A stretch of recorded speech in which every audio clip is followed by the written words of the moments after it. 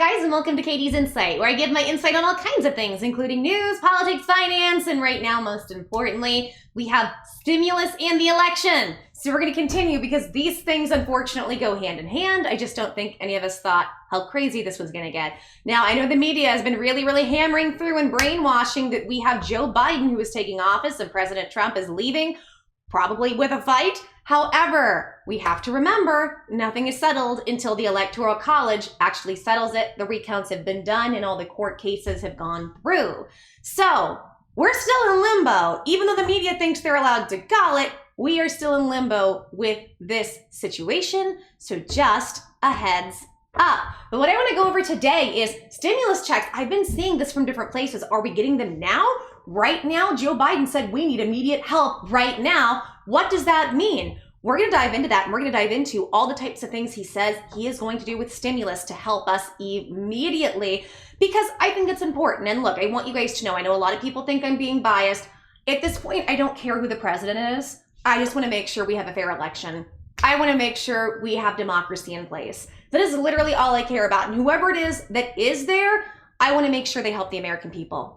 Those are my only concerns. And considering his first 3 executive orders really have nothing to do with helping us on any level that would really help us, except he said he wants to do things to crush the virus. What was it? Crushing the virus, getting back with the United Nations, and bringing people over here who weren't in the country before, please infer, and making sure they have homes. Those are the first 3 executive orders. Nothing in there has to do with stimulus or helping us keep being in our homes, even though he did a press conference and he clarified some things. So we're going to go over all of that today in detail so you guys know what is coming for you. And if he said we need help right now, are we getting stimulus checks right now? Like, what is going on? And before I begin, guys, if you could help me out and give me a big thumbs up on this video, like the video, subscribe, hit notifications so you can be notified what's coming in the pipeline for you and your stimulus money. Also comment, sound off. The more comments you leave, the more it helps me. And guys, please share this content with anybody you think it could help. People who are on unemployment, waiting for unemployment, stimulus checks, SB loan and grant issues, bill issues, everything in between. Or if you want to know what's going on with the elections, I have tons of tools and resources to help people through everything, and I would love to have the opportunity to help you guys. So before we get into exactly what he said, I'm just going to paraphrase a couple things. He said the American people need help right now. And I don't think any of us can disagree with that. We absolutely need help right now. That is 1,000% true. But what does that mean? So Joe Biden actually has a website where he talks about some of the things he wants to do with this transition. I have it pulled up. Let's get to mini me. And here I am. I love this little trick, and it's something new I learned. Okay, I always get super proud of myself. And I'm wearing a rainbow shirt. Okay, so let's get into this. This is from joebiden.com. Specifically, if you want to know, if you want to go joebiden.com /the-biden-emergency-action-plan-2-save-the-economy. Let's look into this. By the way, I wanted to just point something out. Do you guys know in Canada, you can get a $2,000 monthly payment since the pandemic started? And now there are certain hoops you're going to have to jump through, certain things you're going to have to do. But if you can just show that this impacted you, you can get an extra $2,000 from the government. Why don't we have something like that? Let's look into this. So this says, the Biden Emergency Action Plan to Save the Economy. I don't know, it's just the title's super long. Kind of like, do you guys remember when Biden, and it's not trying to be mean to Biden, but when he was campaigning and they were saying basically like he just came across kind of too elderly. No disrespect to anybody here who's watching who might be that age, but they were like, you need to like try to connect with people and you need to connect with young people. And then his slogan was no malarkey. No malarkey. Do you love it? The Biden Emergency Action Plan to Save the Economy. It kind of reminds me of, hold on, remember Borat? Slogan, tagline. He had this really funny tagline. Oh, it comes up, very nice. That's not the one I'm thinking of, but it was like, anyways, that's just what it reminds me of, and it made me giggle. Do you guys, leave it in the comments, you know what I'm talking about. It was one of his like slogans where it's like for making something in America. That's what it reminds me of. It's funny, if you were in my head, it's funny, but I also have to remember it. Do you guys ever do that? You have to remember things that are funny. It's still funny to you, even if you don't even remember what it was. Welcome to being old. Welcome to aging, 36 going on 37. Let's look. So it says, Congress is closing to pass a massive relief bill. When it passes, It's all about execution and filling in the gaps. Side note, let's look at the bottom of this. It says, together we can make Donald Trump a one-term president and defeat Republicans across the country. Donate today. Why are they taking donations if they've already won? Anybody? Bueller? And I'm serious. Sound off in the comments. Maybe I'm ignorant. Maybe there's something I'm not seeing, but I'm sitting here going, if you guys won, what would the donations be for? I don't know. It just seems sketchy. Like, and tell me if I'm wrong. Maybe there's something I'm not seeing, but now when they're campaigning, yes, part of the job in campaigning is to get as many donations as possible to keep campaigning and going on with what you're doing. That I get, that I don't have an issue with. But this is over. And he declared, the media declared him a victory several days ago. So why are they still collecting money? Just want to throw that out there. And by the way, when you just saw it, if I click, and by the way, and you just saw it, if I click to make it go away, it doesn't actually go away. What is happening? It just minimizes. I just don't understand. Educate me in the comments if there's just something I don't realize about this. Let's keep going. Congress is close to passing a massive relief bill. Close, really, Joe, where are you at? They are so far apart, and we just keep hearing lies. At this point, evil old Mitch McConnell, when he came out and said, I think we're going to figure out they were far apart, they were more far apart than what they said, was right. Evil old Mitch McConnell keeps being right about things. What's that mean for the rest of us? Congress is closing to pass a massive relief bill. When it passes, it's all about execution and filling in the gaps. If Joe Biden were president right now, here are 3 things he would do now to save our economy and help our families weather the storm. And to get them done, he would appoint a task force reporting twice daily to him on progress. First, use all available authorities, including the Defense Production Act, to turn the tide on this epidemic. Joe Biden knows that no economic strategy will work if we don't stop the virus. In recent days, there's been talk that we have to choose between public health and our economy. That's not just a false choice, it's a dangerous one. I can agree with all that. It would be catastrophic to reopen everything without a plan and then have a spike in cases and shut it all back down. That would just mean more loss of life and economic pain. To reopen publicly, public health experts say we need real testing capacity, the ability to trace contacts if someone tests positive, and the ability to surge equipment and supplies to any new hotspots. We should listen to them. It's the quickest, surest way to getting our economy back on track. And we also need to address the shortage of items like ventilators and personal protective equipment for healthcare workers, and make sure our workforce on the front lines every day has the protections to provide the essential services we will continue to need. Joe Biden would use the full powers of the presidency and the government to make that happen. Joe Biden would end this epidemic and get our economy back on track through bold action, not by picking an arbitrary date on the calendar and asserting it's over.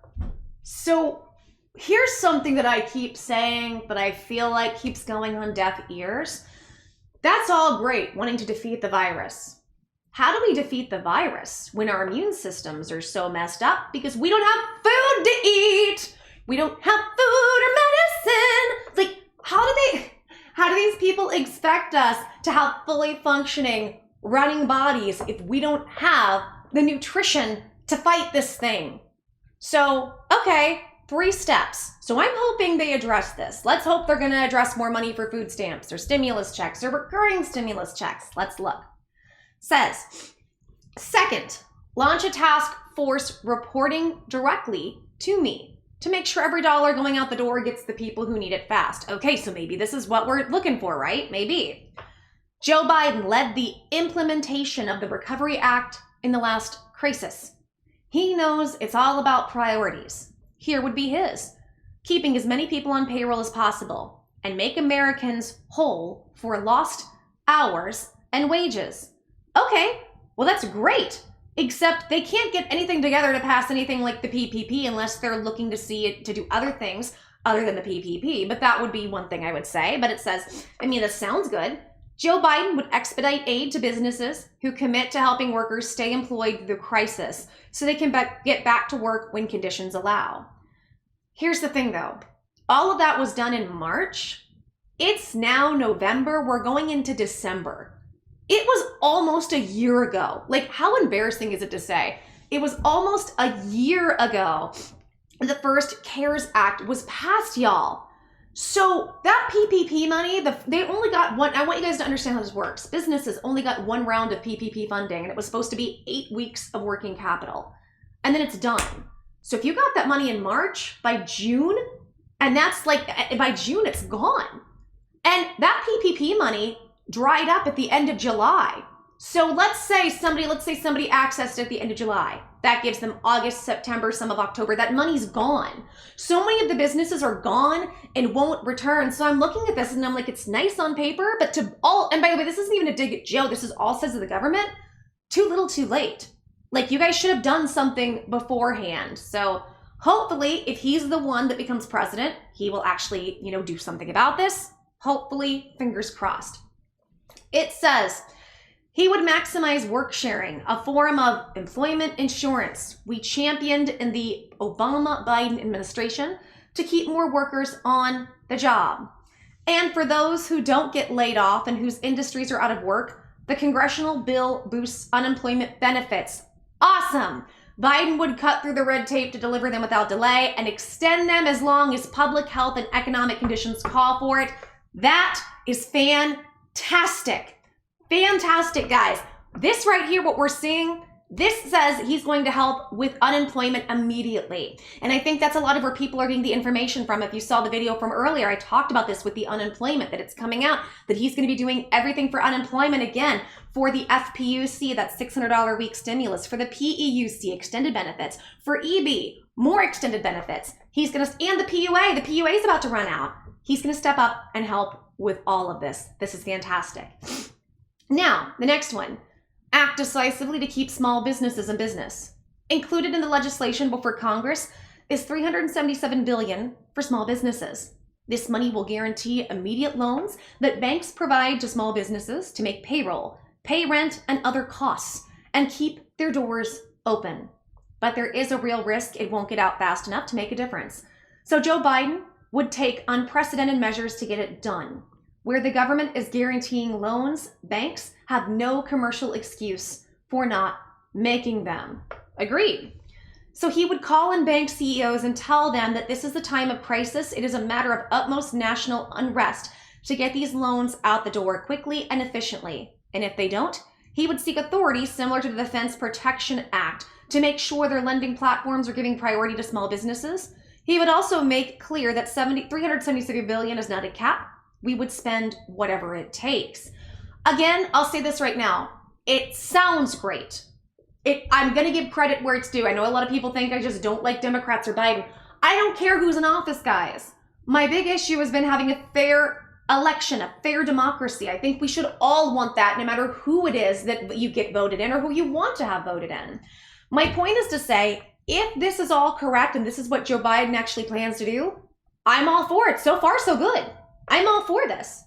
Now, it says, enforce real conditions and oversight on big corporations. Joe Biden would tell large companies seeking taxpayer assistance that they need to make hard commitments, that the assistance will go towards their workers, not towards enriching their CEOs or shareholders. He would hold the strictest line on bans on buybacks and raises for executives. Again, all seems good so far. He would impose the highest scrutiny on payroll plans, and he would impose strict oversight and enforcement of these conditions by appointing strong regulators focused on corporate accountability and worker protections in the event of bankruptcy. Joe Biden will not let companies off the hook the way the White House and the Senate originally proposed. I don't know where he's saying that they would have what they proposed. I know, like, they've talked about liability protections, but the liability protections, those are all about, not being able to sue a place if for some reason you got sick, whether or not you're a consumer or a worker, which, give or take, I can somewhat understand. But where is he saying that the Senate and the White House had proposed letting companies off the hook? I'm not trying to attack. I don't know where that is in the literature I've read. And it says, third, bring the leaders of Congress together to build the next deal. Yes to all of that. This was a good start, but more must be done. Congress approved direct cash relief, $1,200 per person, to help working families through this crisis. But it's a one-off. And Congress didn't include direct student loan forgiveness or Social Security boosts for seniors or cost-free treatment for the virus, full paid sick leave for our workers, or sufficient fiscal relief to states. It's all interesting. Joe Biden would provide for additional checks for families and should conditions require. Now, do you hear this? Provide for additional checks. That's checks with an S, with a plural at the end. To families, should conditions require. Well, that's a bit of a double-edged sword. Provide additional checks to families should conditions require. Well, what does the conditions require part? And checks, do you mean you're going to send them out, or are you waiting to see if we should have them? What are those requirements? So don't get too excited. I mean, this is good. This looks good so far, but let's not get too excited yet, because it says provide them should conditions require. So that doesn't necessarily say stimulus checks yet. Forgive a minimum of $10,000 per person of federal student loans, as proposed by Senator Warren and colleagues.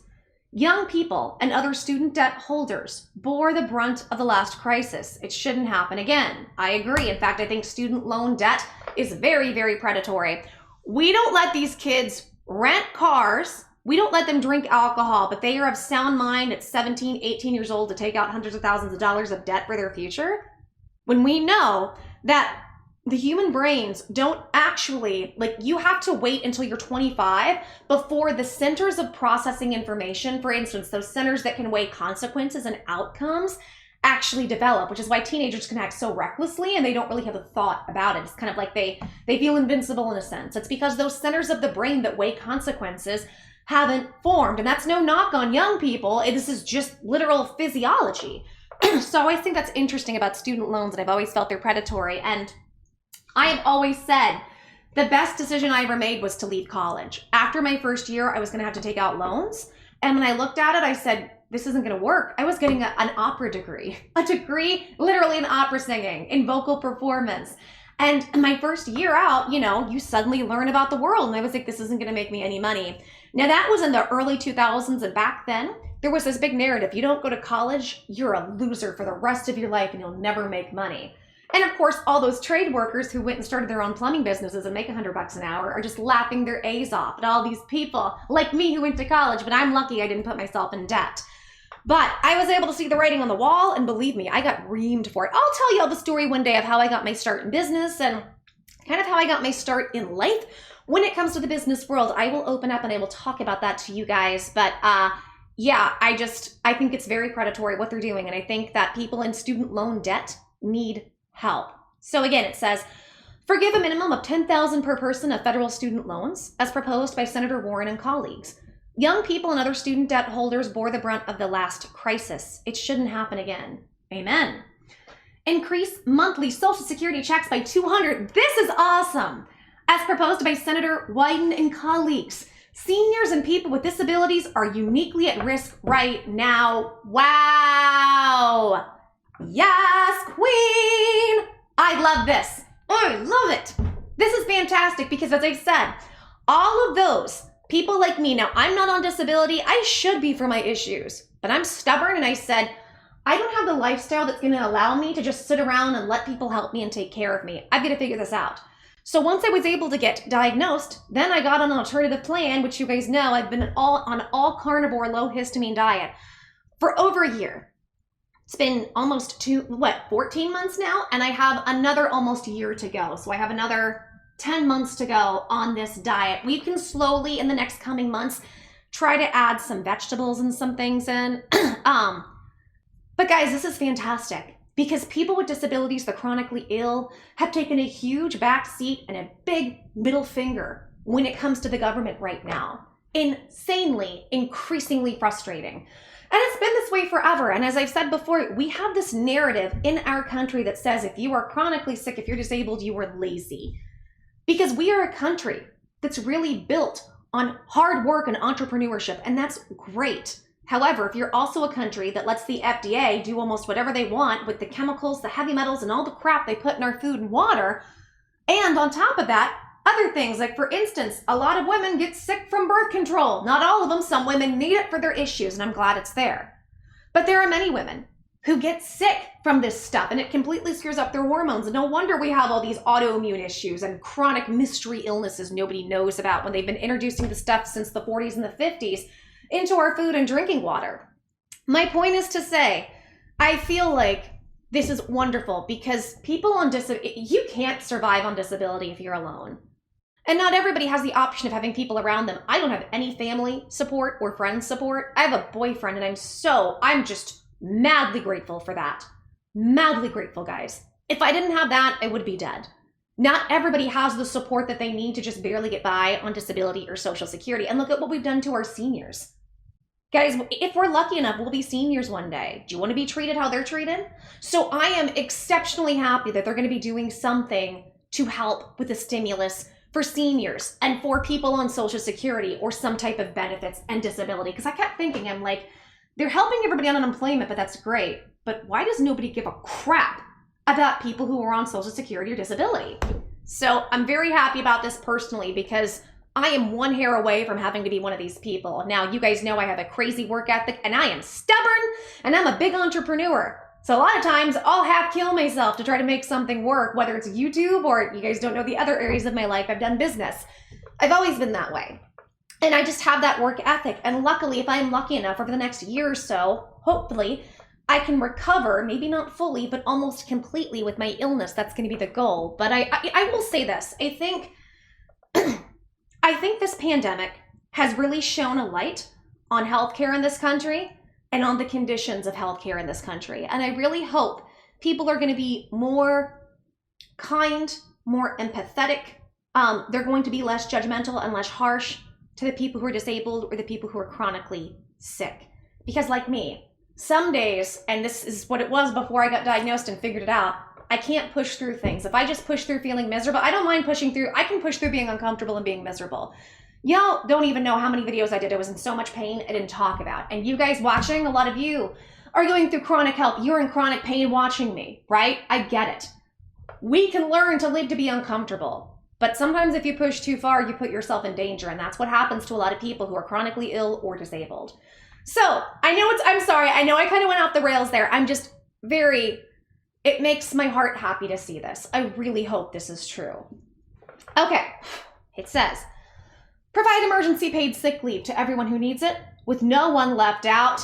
Amen. This should include workers in all industries and sectors, regardless of company size, and include gig workers, domestic workers, contractors, and the self-employed. Fantastic. So sick leave to all of these people. And guys, what I've also been hearing about this plan is it's not just going to be that, it will also be sick leave if you have to be a caretaker for somebody who gets sick with COVID, which would be fantastic. Ensure that no one has to pay $1 out of pocket for the virus testing, treatment, or even eventual vaccine. I'm all for that. My worry was it's going to be $2,000, $5,000 a pop for the vaccine or for some type of treatment, because we all know how insurance works and how these companies work in this country. We all know that the Affordable Care Act basically forces people to pay for privatized insurance that they can't afford, and it doesn't really go far enough to helping them. So I've been worried about that. This looks fantastic. Now, provide all necessary fiscal relief to states so their workers and communities get the help they need, especially those on the front lines like New York. I'm all for it, guys. It says, the bottom line is that Congress will have to keep acting. This is not the last bill, there will be more. And Joe Biden will do whatever it takes, spend whatever it takes, move heaven on earth to help all people harmed by this crisis. Golf claps. Golf claps, guys. And I'm not being sarcastic. I went into this with a side eye and one eyebrow raised, as I do almost everything with the government. So far, it looks good. Now, how they're actually going to do this, let's kind of bring that up. It's going to be another topic because you might think, oh, this is great. And it does sound good, right? Only thing I'm a little worried about is there's nothing fully about recurring stimulus checks. And in fact, what they said is kind of sneaky to whether or not there'll be said stimulus checks on the conditions that it meets, but we don't know what those conditions for the country are.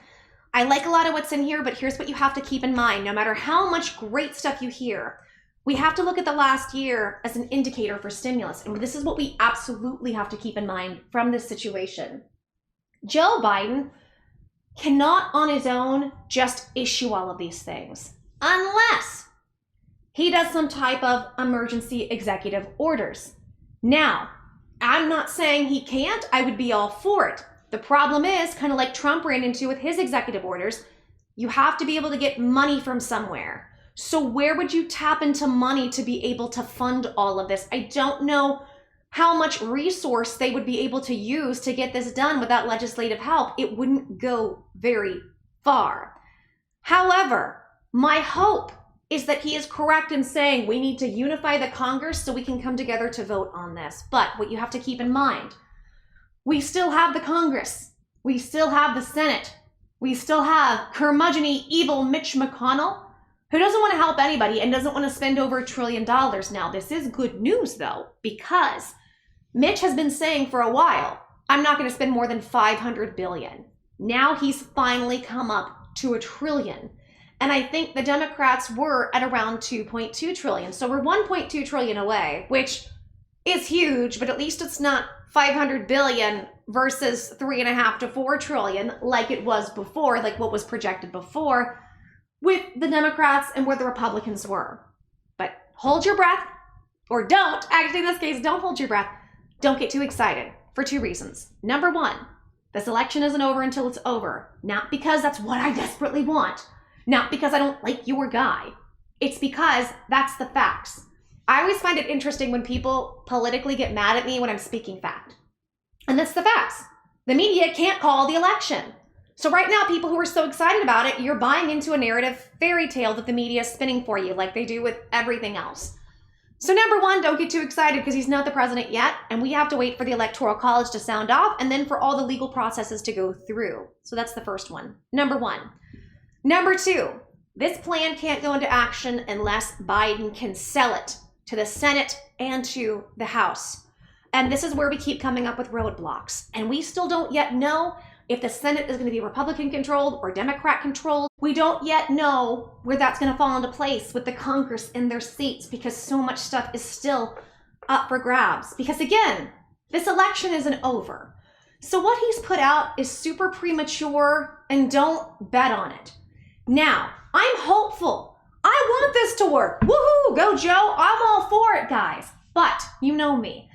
I'm an optimistic, idealistic realist. I'm going to show you the reality of the situation and the positive paths forward we can take or forward for ourselves or within the government so we can help know what we need to do because everybody is failing us so flipping much. Obviously, we all know we're being failed.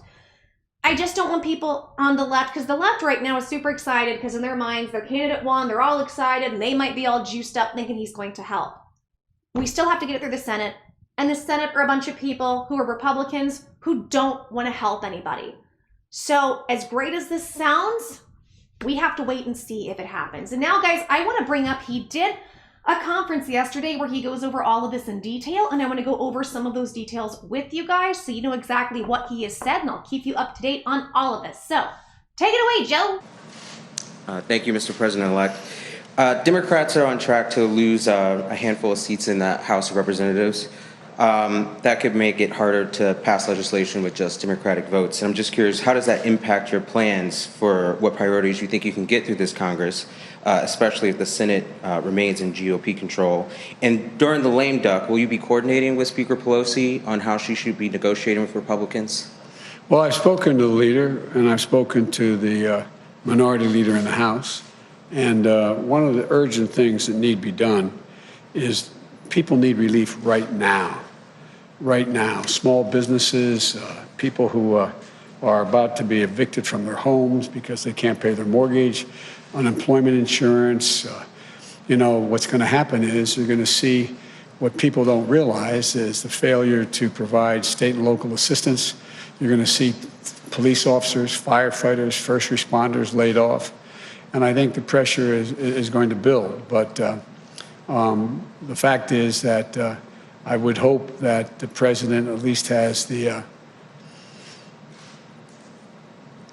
the sensitivity and knowledge to know that a lot of people are in real trouble right now, between now and the time we get elected, till we get sworn in. And so it's my hope and expectation. I'm sure that the majority leader, the Speaker of the House, as well as the minority leader, are working right now into the priorities they have laid out. But do you plan to be active in those negotiations, working with Speaker Pelosi to represent Democrats in the table? Well, we've been talking, and they know my views, and I support what they're doing. And then my second question was about the Senate. Do you plan to campaign in Georgia before your inauguration to help Democrats in the 2 runoff races there as they try to flip the Senate? And how important is a Democratic-held Senate to your agenda? Well, obviously, it'd be much better if we had a tie in the Senate, which means that this vice president become incredibly important beyond what she already is. But we're going to do anything we can that they think we can do to help. And does the Democratic Senate help your cabinet chances? Does that change how you consider who you nominate to cabinet posts?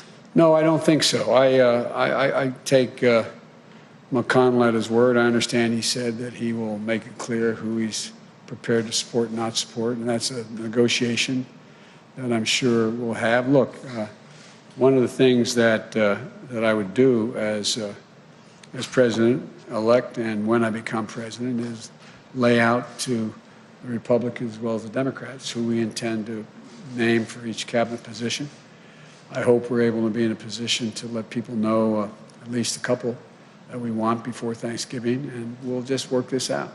Look, I am not a pessimist, as you know, and I think there are enough Republicans who have already spoken out, but I think there'll be many more, not many more, there'll be a larger number once the election is declared and I'm sworn in to be able to get things done. I think they understand. For example, I can't imagine there not being a willingness on the part of Republicans. There's going to be significant pressure to deal with health care. Their own constituencies are in that position. So I'm not, I think we can get a lot done. Thank you. And one last question from Meredith in the newsroom. Sir, what do you say to the Americans that are anxious over the fact that President Trump has yet to concede and what that might mean for the country? Well, I just think it's an embarrassment, quite frankly. The only thing that, how can I say this tactfully? I think it will not help the president's legacy.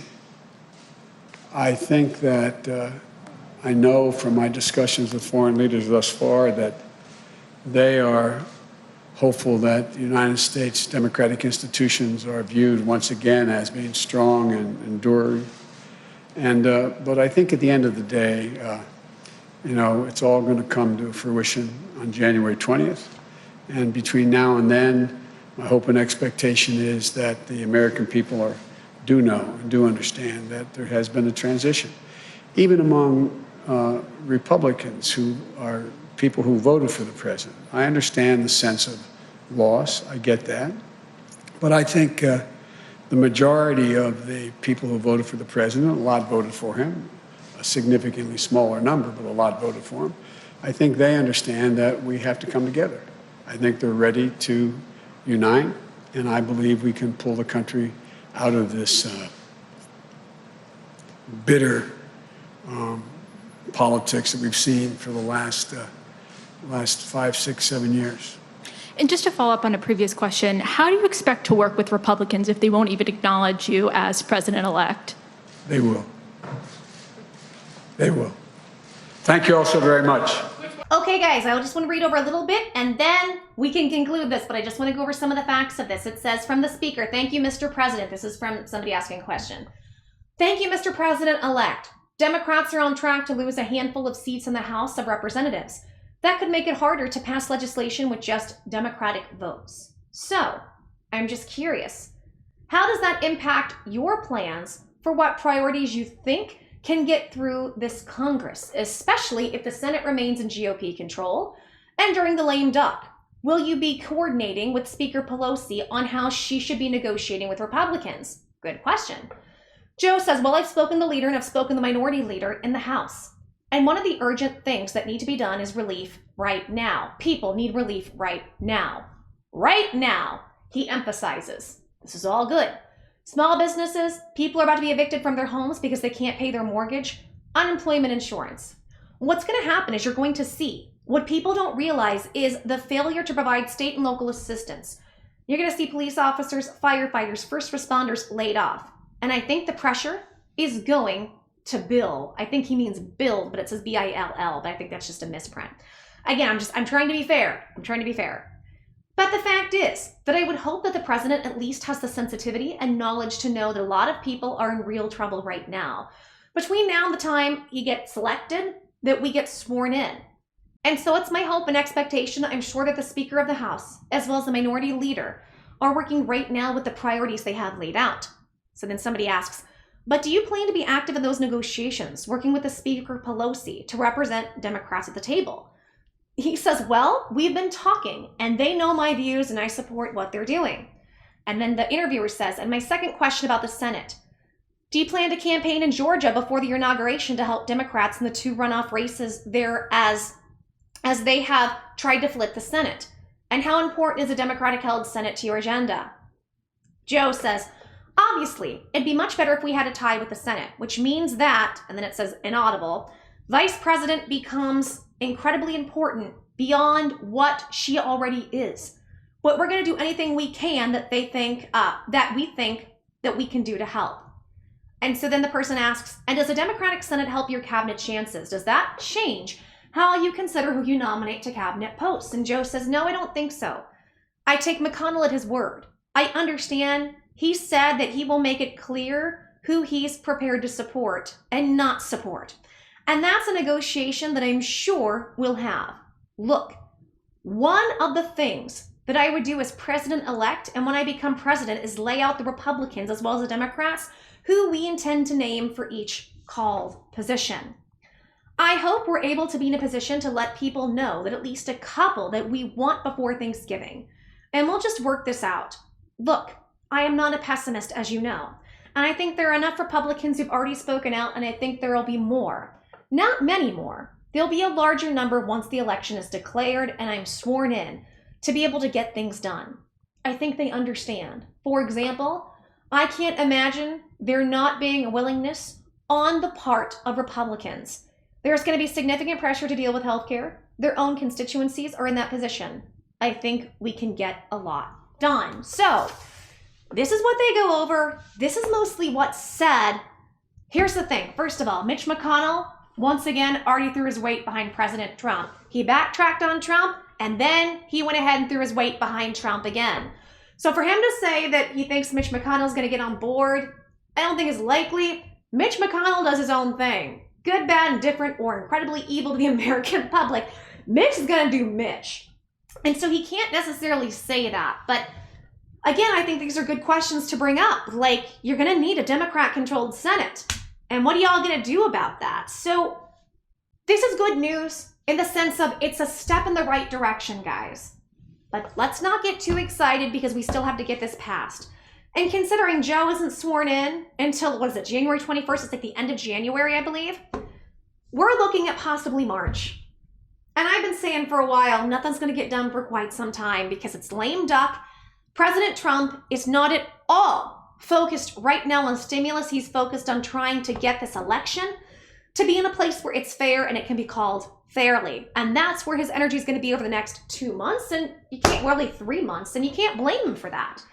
You obviously can't blame him for wanting to protect his position, especially when it looks like there's BS afoot. So sit tight. We'll have to hold on and wait and see exactly what's going to happen. But so far, guys, this is very good news. And I wanted to share some of this with you because I just want good things for all of us. I don't care who it comes from. Okay, guys, if you like this video, please give us a big thumbs up and like the video. Subscribe. Hit notifications so you can be notified what's coming in the pipeline for you and your stimulus money and everything to do with the elections. Also, sound off in the comments. I want to hear everything you guys have to say.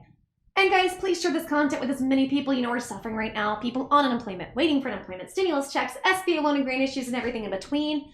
I've got tons of tools and resources to help people through this difficult time, and I would love to have the opportunity to help you guys and the people around you. And guys, the more you like, subscribe, comment, hit notifications, and share the content, the more this channel grows, and the more this channel grows, the more things I can do to give back to you guys. So for instance, we're doing our $100 gift card giveaway. So simple, this is all you have to do to be entered. Like our video, subscribe, hit notifications, comment, share the content, boom, you're entered, you're eligible, that's all you have to do. Do it for every video you see, and the more times you comment, and the more times you share this content, the more times you do that, the more chances you have entered to win. So yay, good luck. If you leave 100 comments, it gives you 100 more chances to be eligible. Okay guys, I wanna go ahead and take a break, get this video together, and get it out to you guys. I end these videos every time, and I will continue to end them by saying how insanely grateful I am for each and every one of you, how blessed I am that you've put me in the position to be able to do these videos, and how much I appreciate you guys. Thank you for changing my life and being such a blessing to me, and I'm gonna work as hard as I can to give you back the same thing and be a blessing to you. Okay guys, take care, lots of love. I will see you all soon. Blessings, hugs, and kisses from me until the next video. Mwah! Bye guys.